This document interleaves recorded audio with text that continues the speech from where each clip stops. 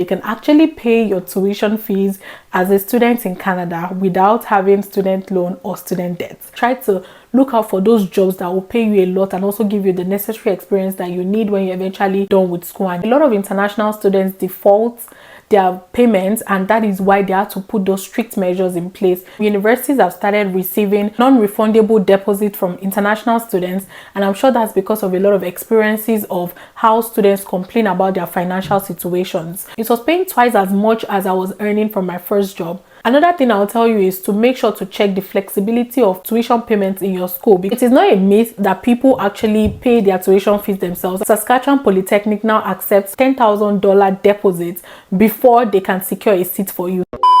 Hi guys, welcome back to my YouTube channel. My name is Yemisi, and if you're new, hi, welcome to the channel. I am a Nigerian YouTuber based in Regina, Saskatchewan, and on this channel I create lifestyle content, and most importantly I create immigration content on how you can migrate to Canada as a student. So if these are the videos that you love to see, subscribe to the channel and join the family. In my last video I mentioned to you guys that this year 2023 I'm going to be more open to you guys about so many things that I do that I normally do not share on the channel, and this topic is one of those videos. There's been a lot of debates on whether you can pay your tuition fees or if you have to rely on your sponsor, and in this video I'm going to let you know that you can actually pay your tuition fees as a student in Canada without having student loan or student debt. If you don't already know, as a temporary resident you do not have access to student loan. Temporary students are people on study permit or work permits. People that have access to student loans in Canada are usually permanent residents, citizens, or other groups that are at the discretion of whether the school, the province, or the country. When you're coming to Canada, it is compulsory for you to show proof of funds. Like, that is your number one priority during your visa application. When you show your proof of fund, it just lets the visa officer to know that you have the necessary finances to sponsor yourself or have your sponsor finance your education in Canada. But we all know that life is not black and white. Like, life does not always go exactly the same way we planned it. So when I was coming to Canada, my sponsor and I had like a breakdown of how we wanted to pay my tuition fees. A couple of times people have also reached out to me to ask me if I have like a payment plan or how I pay my tuition. So I decided that I need to make this video for you guys. Okay, I'll try to put timestamps in the description box so that you can skip to the part that you want, but I'll advise you not to skip anything because every information I'll be sharing in this video will be very, very important for you. One thing I need to quickly point out here is before you come to Canada, make sure that your school is a DLI. And I've said that a number of times on my channel, but it is very important, not only because you do not have access to postgraduate work permit after study, but also because you cannot work off campus. I actually didn't know that myself until when I started doing my research. So you can only work on campus, and that is if you're a full-time student. So usually, for example, in the University of Saskatchewan, you can only be a full-time student if you take at least 2 courses for that semester. But in this case, if you are in a school that don't have DLI, you can only work on campus, and that is if you're a full-time student. So you cannot work off campus.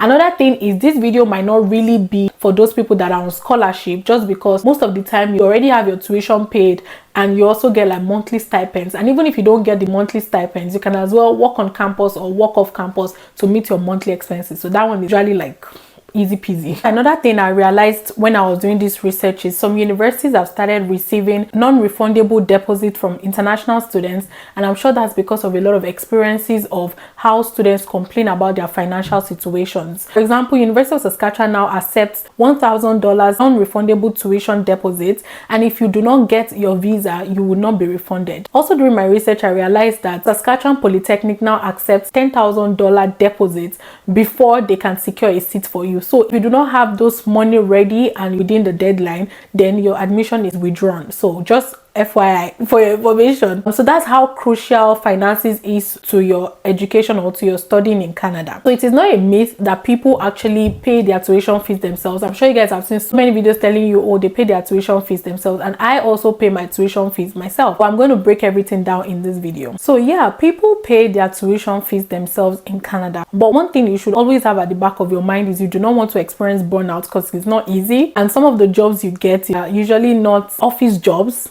You know, they're usually part-time jobs, probably working in like, yeah, different stores. Can be food chain stores, it might be clothing stores, Walmart, Superstore, all of those kind of places, you might not necessarily get a job in an office. Most of the part-time jobs are usually hourly jobs that demands you to probably stand all through or be in stores and all of that. So while it is important for you to work, because I mean, you might not work, but a lot of us, we have to work because we are firstborns. We cannot start disturbing our parents to start footing our bills, you know what I mean? But one thing I want you to also know is that make sure to have at least first semester and second semester savings somewhere, just so that you do not run out of cash when you need them, and also because you don't want to experience burnout while studying. So before the announcement of the new immigration plan of, you know, students working for 40 hours, I used to work for 20 hours, and a lot of us were able to put our expenses, our monthly expenses, but everything boils down to savings. Like I was saying before, I'm a firstborn. Hi firstborns like me in the comment section. As a firstborn, most of us, our parents were done paying tuition fees. Having them to start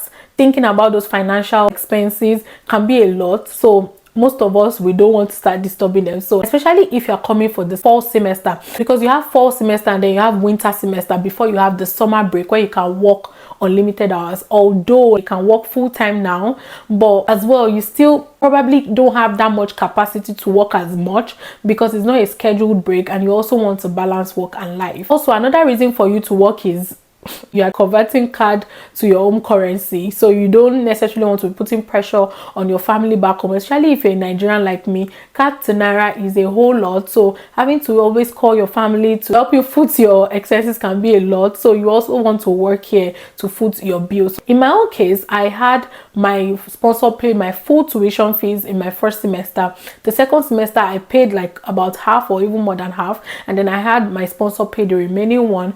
But at the time, there were no delays per se in paying tuition fees from my home country, so I could always convert CAD to Naira and then raise USD from my account to pay through Flywire, which is the platform my school uses to pay. Prior to December last year, federal government told us that we cannot do that again. Before then, I actually stopped paying my fees from Nigeria because the whole emotional stress that comes with it was just a lot. Sometimes you have to wait for 3 months, 4 months before you actually pay your tuition fees. So it was so demanding, I had to just close that door and start paying directly from here. So from my third semester to my sixth semester, I paid myself. I paid as a student in Canada. I paid in full, no debt, no loans. Also, from my research, I realized that some schools require 50% of your tuition fees as deposit before you secure admission, and most of those schools are usually colleges, and it's not their fault. A lot of international students default their payments, and that is why they have to put those strict measures in place to ensure that when you are coming to study in their school, then they are sure that you have the necessary finances. Now I'm going to be talking about how you can pay your tuition fees,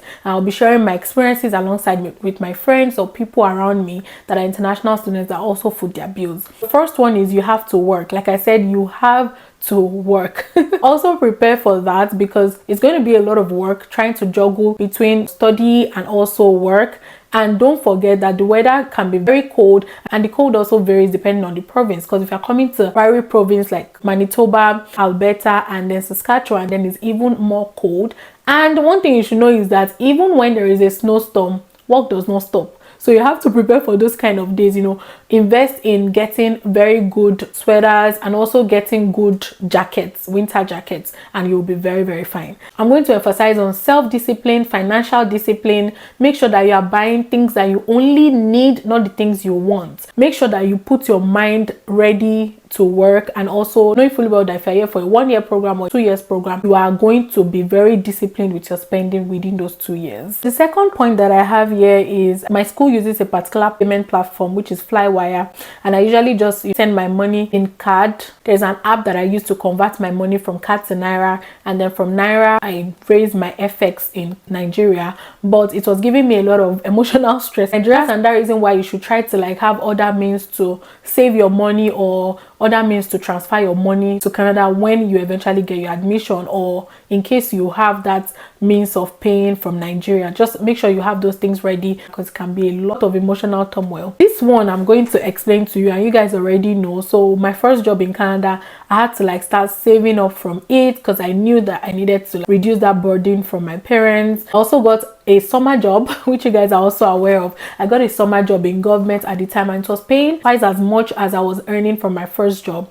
Not exactly twice, but like maybe $5 less.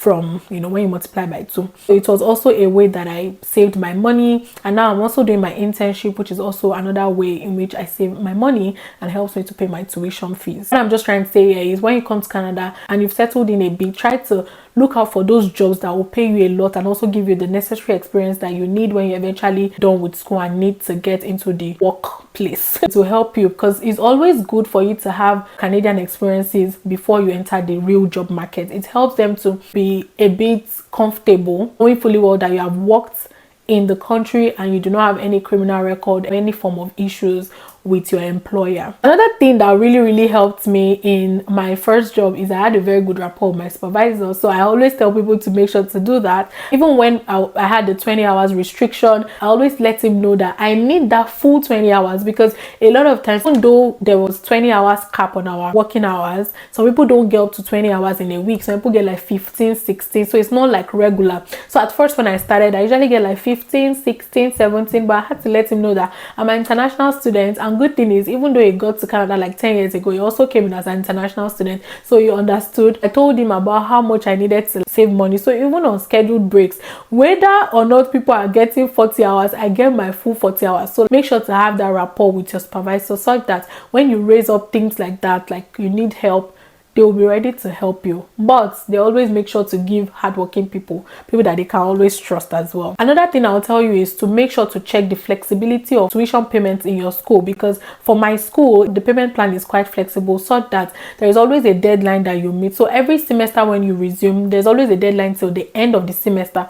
For example, this January, people will get deadline by 30th or 31st to make sure they pay. So when you don't pay as at that date, then you get a 1% monthly charge for every month that you do not pay, which also helps some people, because if you are supposed to pay $3,000 this month and you're not paying it the next month and the next month, you will be charged 1% on each month. So that's like $30, which is about 2 hours job if you're doing a minimum wage job. So that's not bad. It's very flexible in the University of Saskatchewan, and I guess the University of Regina as well. So you can access your courses, your assignments, your tests, your syllabus, but you will not be able to access your grades. Another thing that my school has is they have these bursary grants. They have scholarships as well, but they have these bursary and grants that is tied to financial situation. So every semester, people apply stating why they feel like they are eligible for that bursary fee and the grant. So they get paid. So bursary can be $1,000, sometimes it can be $4,000. So it depends. It can be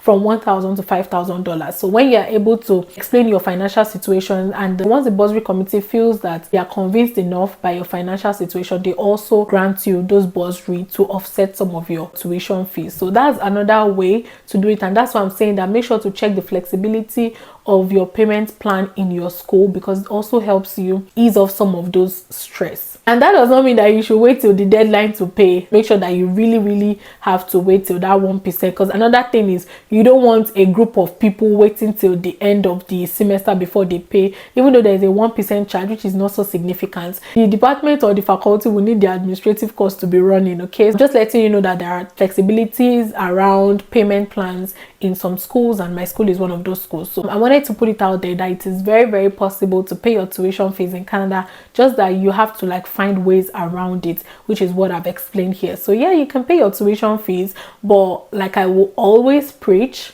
make sure to have your first semester and your second semester fees somewhere as savings, such that it will be very easy for you to juggle between school and work. You don't want to have those financial burdens on you. I see a lot of international students struggling a lot. Some people even send me DMs trying to like explain how they've not been able to work, or how they've just get frustrated trying to pay their tuition fees from their home country and all of those things. So that's why you need to stay ready, stay prepared. So as you are mentally preparing yourself, you are also financially preparing yourself when you come to Canada. All right, so I hope this video has been very helpful. Hope I've been able to break it down and let you know that you can pay your tuition fees as a student in Canada without having student loan or any debt on you. So if this video was helpful, like this video, subscribe to my channel if you haven't, share these videos to prospective Canadian immigrants, students, PRs that wants to also come here to study when they are in. I will see you guys in my next video. Bye guys.